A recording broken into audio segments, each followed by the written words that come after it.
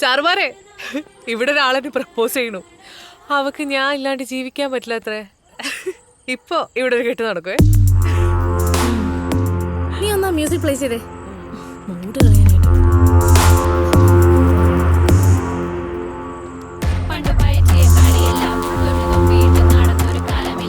ഒന്ന് പോയല്ലോ.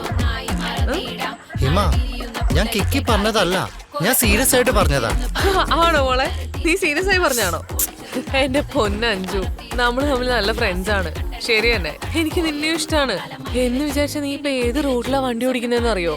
ഒരുമിച്ച് ജീവിക്കണം എന്നുള്ളത് നീ എന്താ ഉദ്ദേശിക്കുന്നത്? വിവാഹം കഴിക്കാനാണോ? ഒരു നാറിയുടെ ശല്യം കൊണ്ട് തന്നെ കല്യാണമേ വെറുത്തിരിക്കുന്ന അവസ്ഥയിലാ ഞാൻ. അതിന്റെ ഇടയിലാ നീ. പിന്നെ ഒന്നാമത് ഞാനൊരു ലെസ്ബിയൻ അല്ല.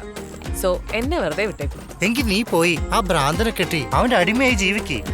നിന്റെയൊക്കെ കൂടെ ജീവിക്കുന്നതിലും എന്തുകൊണ്ടും നല്ലത് അവന്റെ അടിമയായി ജീവിക്കുന്ന. ഒന്നുമില്ലെങ്കിലും ഒരാണിന്റെ കൂടെ ജീവിക്കുന്നതെന്നുള്ള അഭിമാനങ്ങളും ഉണ്ടാവുമല്ലോ.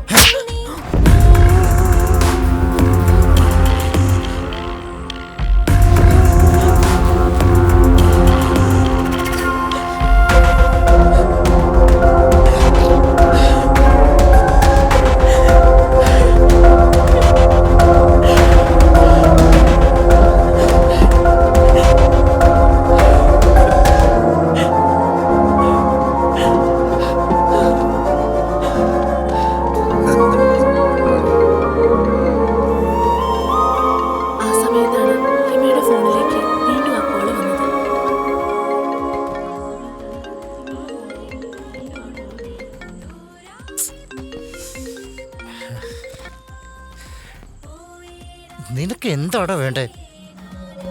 ഞാൻ അവളെ കെട്ടാൻ പോകുന്നോളാ. പേരഞ്ചു. ഞങ്ങൾ മുടിഞ്ഞ പ്രണയത്തിലാ. ഇനി എന്തെങ്കിലും അറിയണോ? ഇത് അവളെ ഫോൺ വിളിച്ച് ശല്യം ചെയ്യുന്ന ആ തെണ്ടിയാ സാം. ഓ, അവനാണോ? എങ്കിൽ ഫോണിങ് ബാക്കി ഞാൻ പറയും. എടാ പട്ടി തെണ്ടി ചെറ്റ്.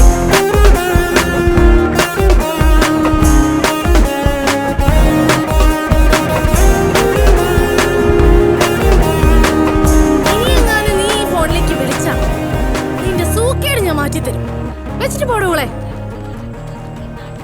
തൊലഞ്ഞ പോള്. ഇപ്പൊ എന്തായി? നീ ഹാപ്പിയായില്ലേ? നല്ലൊരു ദിവസമായിട്ട്. എന്തൊക്കെയായാലും നീ ഹിമയെ തല്ലേണ്ടിയിരുന്നില്ല. ഒരു കാര്യം ചെയ്യ്, നീ അവളോട് പോയി സോറി പറഞ്ഞിട്ട് പ്രശ്നം സോൾവ് ആക്കാൻ നോക്ക്. ചെല്ല്, പോയിട്ട് വാ.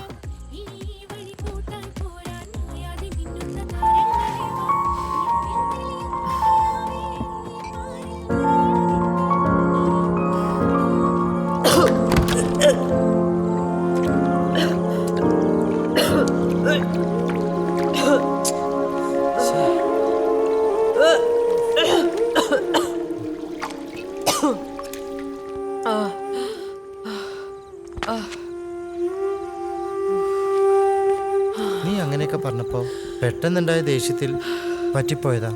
സോറി. സാരമില്ല, ഞാനും ബോധമില്ലാതെ എന്തൊക്കെയോ പറഞ്ഞു പോയി. ശരിക്കും ഞാൻ നിന്നോടാ സോറി പറയണ്ടേ. ഞാൻ ഓർക്കട്ടെ.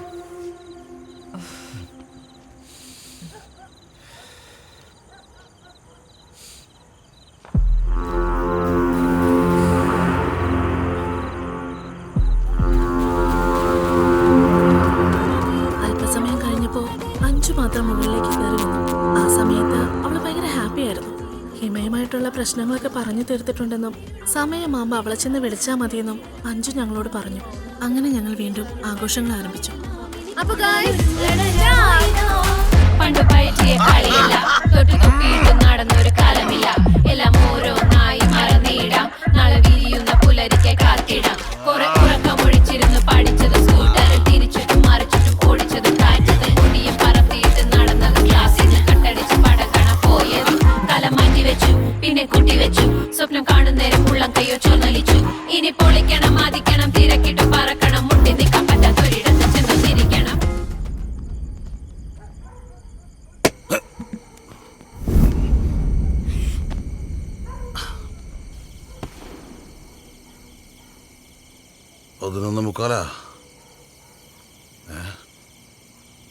അല്ല, ഓണാവേണ്ട സമയത്ത് ഓഫായി കിടക്കണം എല്ലാവരും.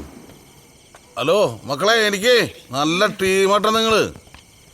എന്നിട്ടേ സമയായി സമയായി എടി 11:45 പോയി ഹിമയെ വിളിച്ചിട്ട് വാ.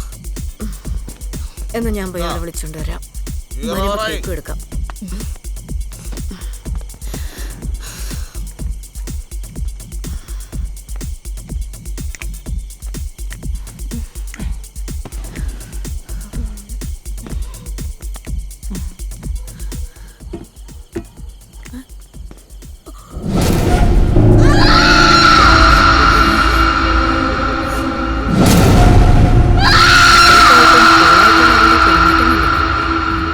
പഠിച്ച കള്ളിയാവള്, എന്തും ചെയ്യാൻ മടിക്കാത്തവള്. ചിലരങ്ങനെയാണ്. ആഗ്രഹിച്ചത് നേടാൻ പറ്റിയില്ലെങ്കിൽ മറ്റാർക്കും സ്വന്തമാവാത്ത വിധം അവരതിനെ ഇല്ലാതാക്കും. പക്ഷേ ഇത്തരം മനസ്സുകളെ മാറ്റി ചിന്തിപ്പിക്കാൻ ഇതുപോലെയുള്ള കൂടിച്ചേരലുകൾക്ക് സാധിച്ചിട്ടുണ്ട്. ഞാൻ അതിനെ ആ രീതിയിലാണ് കാണുന്നത്. പക്ഷെ ബോബി, ഇവിടേക്കുള്ള അവളുടെ വരവ് അവൾ എന്തൊക്കെയോ മനസ്സിൽ ഓർപ്പിച്ചിട്ടാ. ചിലപ്പോൾ അത് ഞങ്ങളെ തേടിയാവാം. എനിക്കും ഇപ്പം അങ്ങനെ തോന്നി തുടങ്ങിയിട്ടുണ്ട്.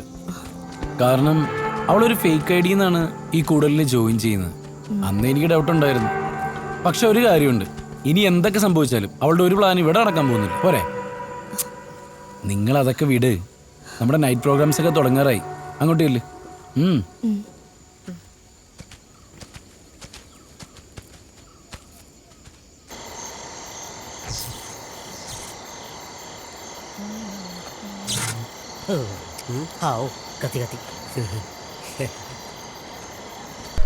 എൻ്റെ പൊന്നിയേട്ടാ,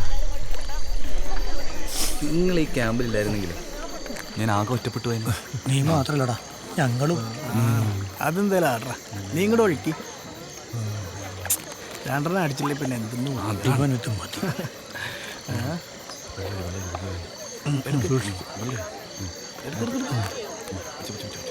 ഇപ്പൊ ഹലോ ഹലോ, ഇവിടെ എന്താ പരിപാടി? ഈ ക്യാമ്പിലൊന്നും നടക്കില്ലെന്നറിയില്ലേ? അത് ശരി, നിങ്ങളും കൂടെ ഉണ്ടായിരുന്നോ? അത് പിന്നെ ഞങ്ങള് വെറുതെ ഒന്നും പറയണ്ട, ഒന്നും ഇങ്ങോട്ടേക്ക്.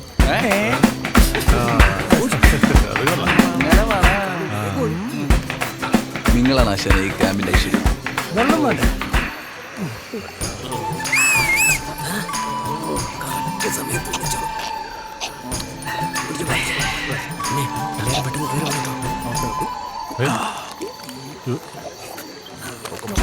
ഇവനാള് കൊള്ളാലോ.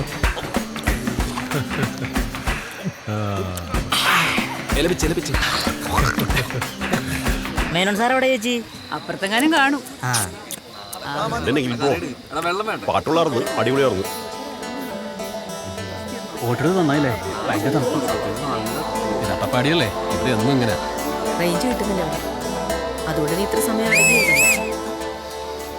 എല്ലാവരും ശ്രദ്ധിച്ചേ, ചെറിയൊരു സർപ്രൈസ് ഉണ്ട്.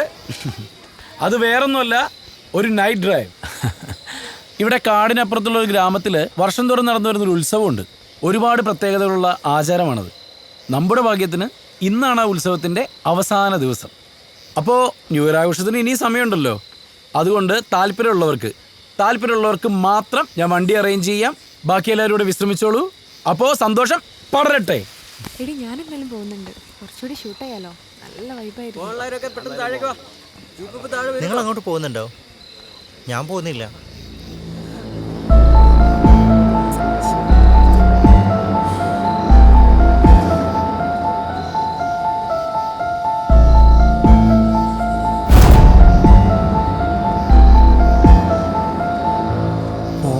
ഓണറൊക്കെ പോയിക്കോട്ടെ, നമുക്ക് ബാക്കി സാധനം അടിച്ചു തീർക്കാം. ഞാൻ എന്തായാലും പോകുന്നുണ്ട്, എനിക്ക് നല്ല കപ്പാസിറ്റി. പോയിട്ടോ. അല്ല, നിങ്ങൾ ഇവിടെ ഇരിക്കാണോ?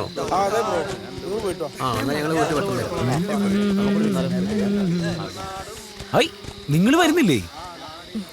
ഞങ്ങൾ വരുന്നില്ല ബോബി, ഒന്നിനൊരു മൂടില്ല. നിങ്ങളിങ്ങനെ ചടച്ചിരുന്ന എങ്ങനെ മൈൻഡ് സെറ്റ് ആവും? ഈ നിലാവുള്ള രാത്രിയിൽ കുന്നും മരയും താണ്ടിയുള്ള ഒരു ഓഫ് റോഡ് ട്രിപ്പിനെ പറ്റി നിങ്ങളൊന്ന് ആലോചിച്ച് നോക്കി. ആ ഒരു എക്സ്പീരിയൻസ് നിങ്ങൾക്ക് ജീവിതത്തിൽ വേറെ കിട്ടത്തില്ല. ദേ, ഞാൻ എന്തായാലും പോകുന്നുണ്ട്. എവിടെ ഒരു കമ്പനിക്കെങ്കിലും കൂടെ വാടോ.